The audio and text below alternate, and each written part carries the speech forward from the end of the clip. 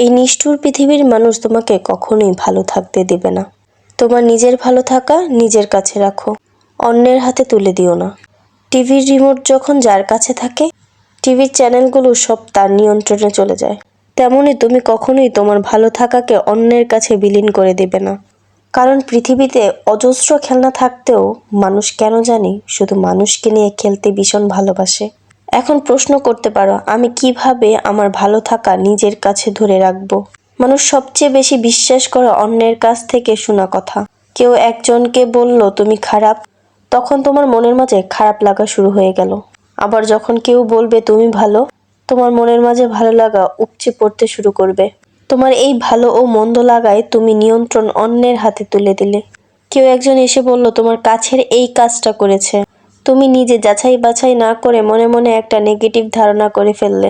কিন্তু মানুষটা কি সত্যিই খারাপ না ভালো, তা নিজে না বুঝে, না দেখে, না জেনে অন্যের কথায় মানুষটাকে কাঠগড়ায় দাঁড় করিয়ে মনে মনে একটা মন্তব্যের রায় ও নিশ্চিত করে ফেললে।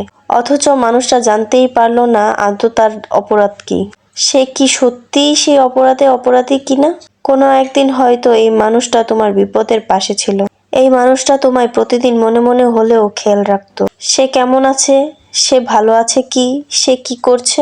সাইকোলজি বলে প্রতিটি মানুষের মনে ভালোবাসা ও বিশ্বাসে ভরা একটা করে ট্রাঙ্ক থাকে। যখন কোনো ভুল বোঝার কারণ দুজন মানুষের মধ্যে ভালোবাসার ট্রাঙ্ক খালি হতে থাকে, তখন দুজন মানুষ দুজনের জন্য যেই বিশ্বাসে ভরা ট্রাঙ্কগুলো থাকে ধীরে ধীরে তাও কমতে থাকে।